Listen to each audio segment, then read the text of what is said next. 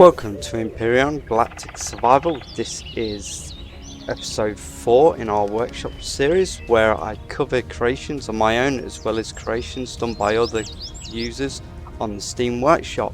In this particular episode we'll be covering two of my creations, one of which is already featured on the Steam Workshop, which is the Mark 15G Mako Space Superiority Fighter. Now I will be making sure to provide a link to the Steam Workshop item in the description below if you're interested in having a look at it. However, I will be replacing it very shortly with this one.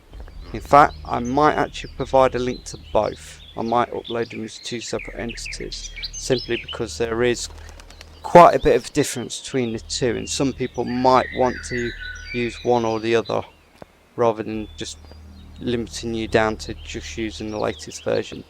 Obviously the Mark 15J, which is over there, is an updated version of this one, which is version G. Now to talk about this craft, now in our current playthrough series this is the one that I've been using. This is proving quite effective against numerous, or against at least one, not numerous, but at least one Zirax fortified point of interest. It kind of kicked its ass quite a bit. It was pretty effective against multiple drones as well, so you know, it's proven its money's worth already. This fighter does come equipped with 4 homing missile launchers, 2 under each wing, as well as a forward mounted railgun, which I can tell you does quite a bit of damage to those annoying drones. The fighter has numerous engine systems throughout the entire superstructure, with just 2 rear facing engines providing all of its forward momentum. So those 2 big jet engines at the back is what provides all of its forward thrust, and trust me, it is a lot of thrust. Okay, we've got numerous wing sections throughout the structure as well, so we've got these 3 wing sections here and 3 wing sections there, as well as another 2 wing sections here used to kind of shield the main jet engines at the back. They all provide a little bit of thrust for the vehicle, as well as the very large flat area of the vessel as well. So it is fairly compact. It's not very high. It's a very thin design, lots of surface area, and because of its low profile, obviously we've had to do some very inventive things to make sure we've got all the systems into the ship as possible. Right, so just a quick rundown. It does come with the warp drive, it does come with a shield unit as well, a hull polarizer. It comes with at least 3, let's just have a look, 3 fuel tanks, 3 O2 tanks. Comes with 3 generators generating a total of 4.5 killer power units. You know, it's fairly compact. There's, as you can see, we've got an awful lot of engines going all over the place. We have 2 very large engines at the front under the main hull of the ship, providing quite a substantial amount of retro thrust as well for those quick stops that we might need. We also have several engines in the wing and main body, providing a lot of the sideways motion. A lot of the rear thrust for the vertical element comes from the segments at the back under here, as well as a single engine at the front here, which we can't really see unless we go to the drone. So I'm just going to go drone mode, and you can just about see, there you go, that's where one of the big engines for the kind of underside lift comes from. So if we just go under the rear section here, there you go, so you can see we've got 2 exhaust engines there. They're fairly big engines. We've got similar on that side, and then these 2 here are actually engines facing up. So engines are scattered throughout the entire structure of the craft, providing numerous maneuverabilities. So we've got a couple more engines along here as well. Right, so that is the Mark 15. The Mark 15 is fully airtight, has an O2 tank in it, has a fridge in it. It comes with all your mod cons, everything you basically need to be able to do a long range sortie over a solar system. So if you need to jump to another planet, hammer something in a flyback, this ship can do it.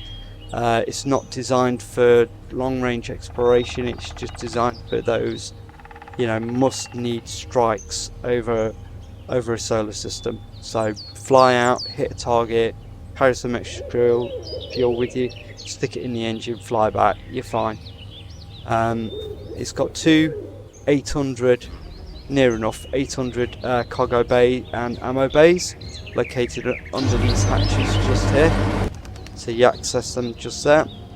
They're about 800 each, well, just shy of 800. We've got two built-in lights here, which are sort of used for forward illumination. We've got some signal lights as well, all over the place. Signal light underneath, signal lights on the tips of the wing tips just here. Got plenty of illumination. So from the cockpit, we just go in. We've got a nice little holographic display. This overlays with the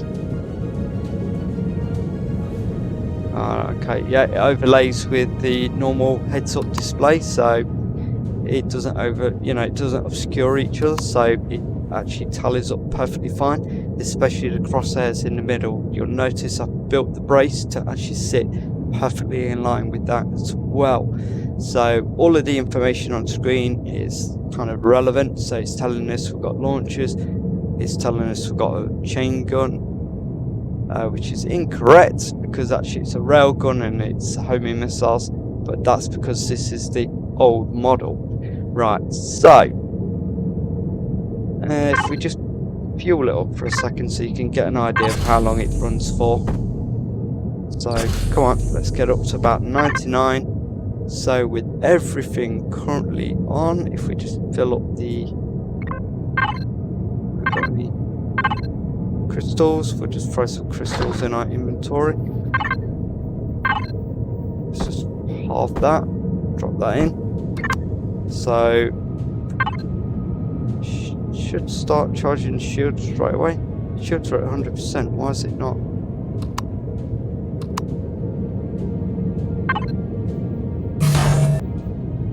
Yeah, just get off the ground for a second. So as you can see, with all the weapons engines active, we're at about 80% power draw at the minute, and that's with the shields charging.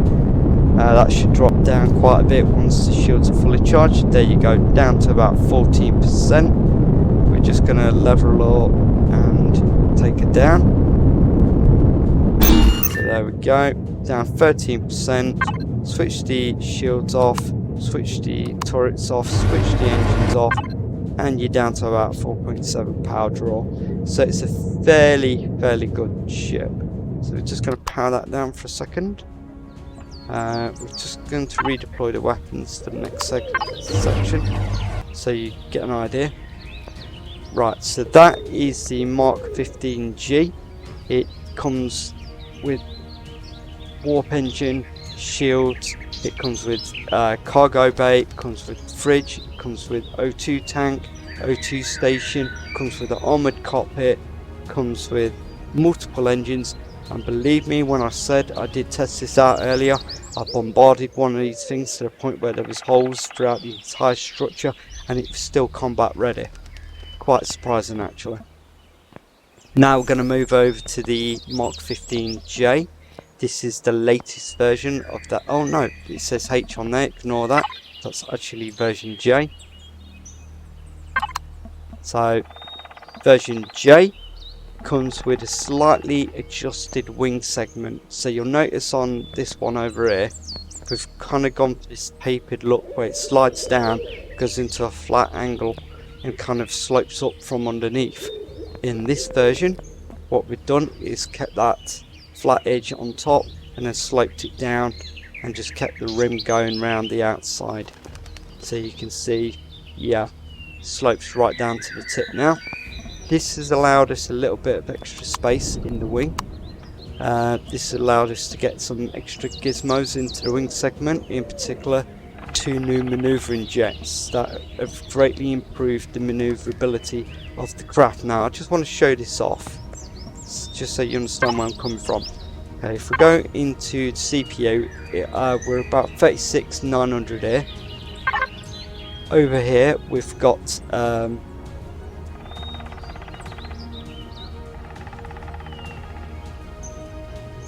hang on, that's really not right.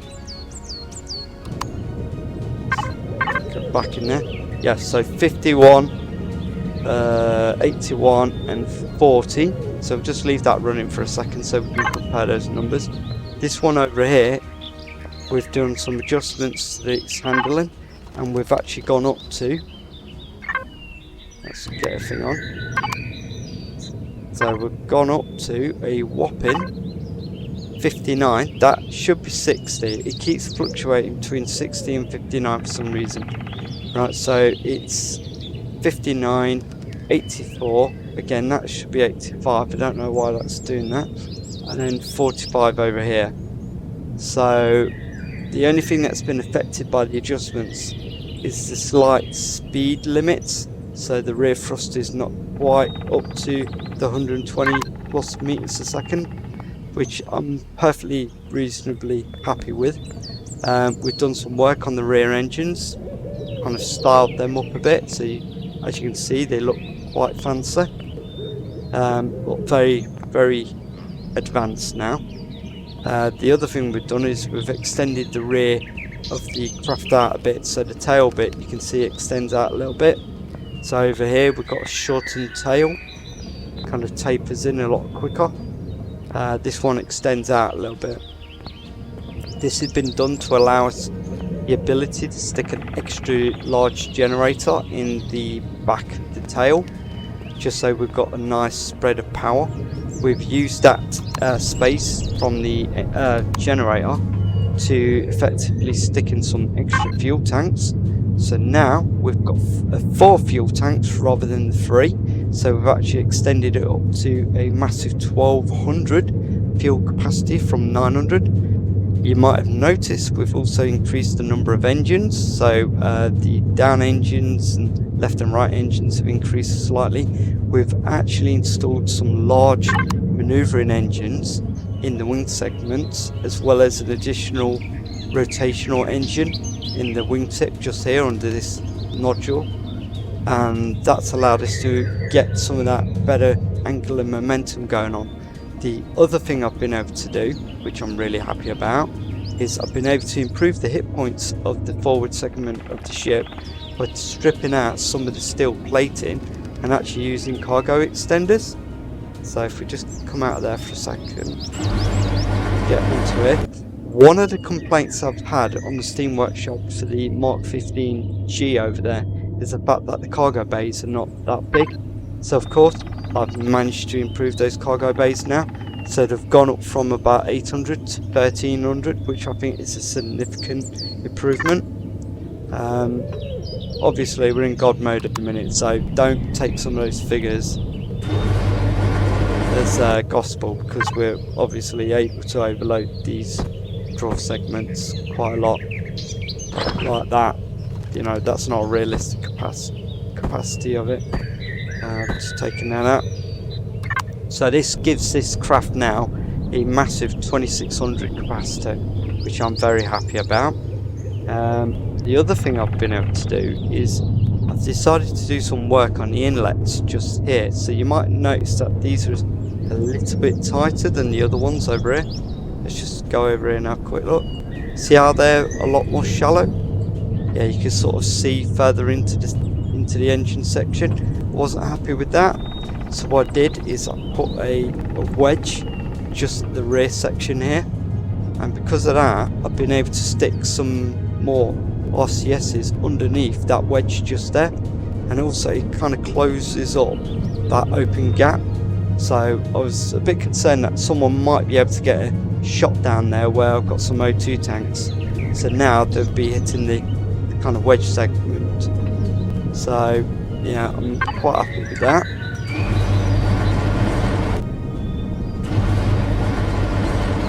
in terms of everything else, as I said, we've used the cargo extenders to kind of improve the storage.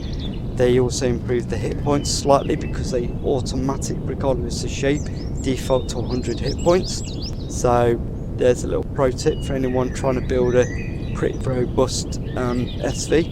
If you can, use the cargo extenders. They actually give you more hit points compared to steel blocks. With just looking around now, that is actually pretty much it, I believe.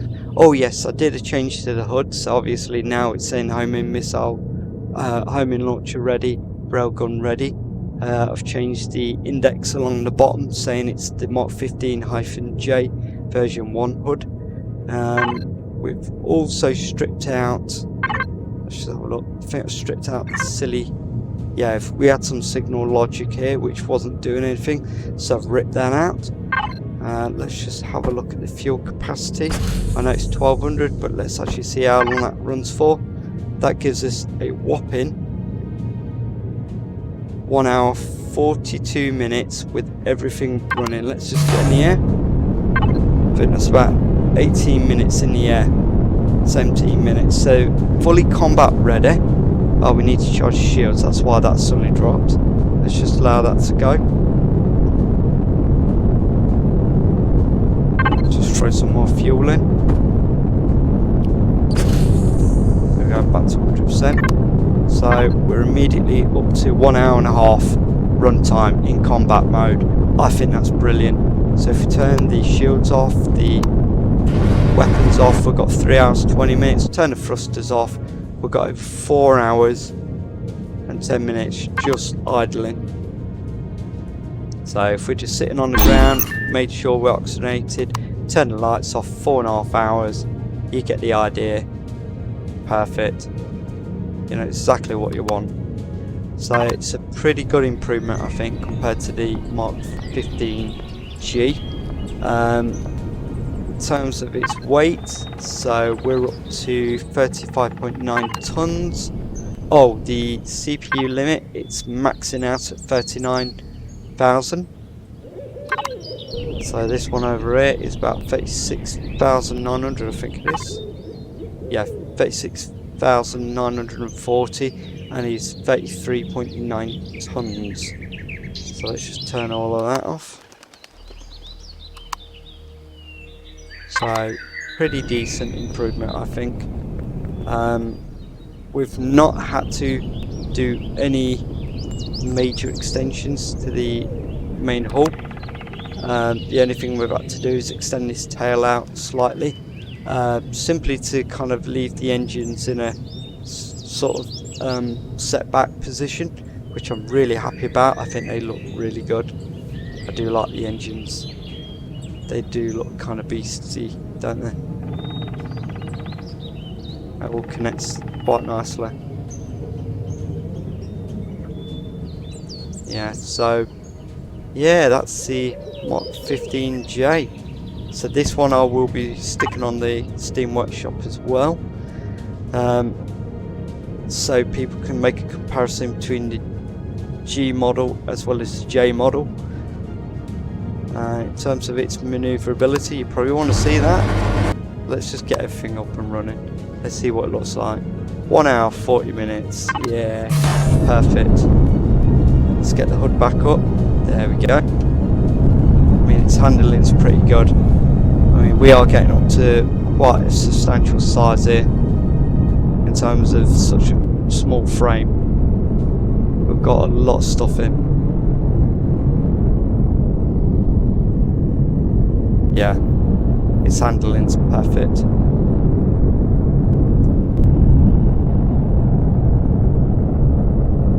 And the weapons are as well.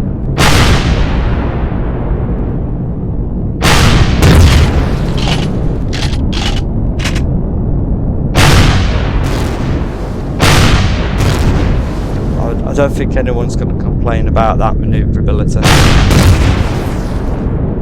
If you want something to engage drones and that, this will do the job nicely. And as we've seen in episode 44 of my series 3 playthrough. It doesn't have problems with points of interest either.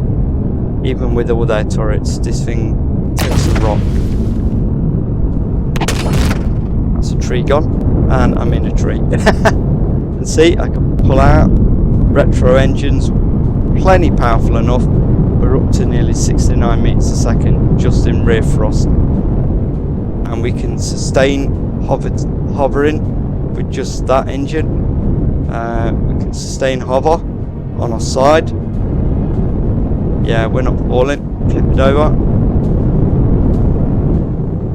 Yeah, we can sustain hover everywhere. We're upside down. Yeah, we're stable. No drop of height.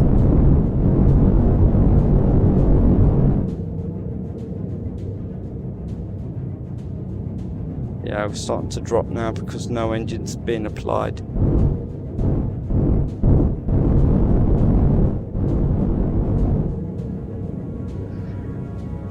Let's just see.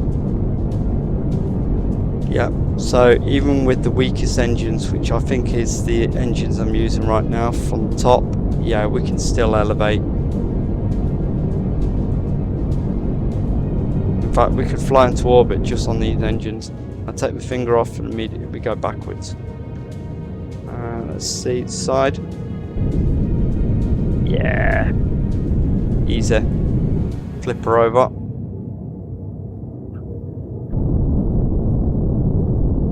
Yeah, we've got thrust galore. There we go then, guys. I hope you like that workshop video. If you're very interested in kind of downloading it, do check out the Steam workshop links in the description below. If you've got any thoughts or criticisms, I know I've already had one and I've already addressed that with the Mark 15J. You know, people saying it doesn't have enough cargo capacity. I will try and modify the design to include improvements where I can. Obviously I am working with a very small frame here, so there's only so much I can do, but I do take criticisms, well, you know, quite seriously. There we go. So alright, so there you go, guys. That's, I actually just landed that on the wrong side. It should have been on that side. So that's the Mark 15G. That's the Mark 15J. I know G and J are very similar sounding letters, but never mind. So hopefully I won't be doing a K, L, M or N or O variations of these, hopefully. This should be the final iteration, unless someone spots something and makes a suggestion that I can action. So for now, guys, that's episode 4 in my workshop series. Again, I will be doing stuff on other people's creations. In fact, if you want me to do something on someone else's creations and have a suggestion for something for me to look at, do drop me a message in the comments below and I'll definitely have a look at it. Or if you've got your own creation you want me to have a look at it, I'm happy to do that as well. Alright, that's it for this episode, and I'll catch you in episode 45 of our series 3 playthrough in a bit.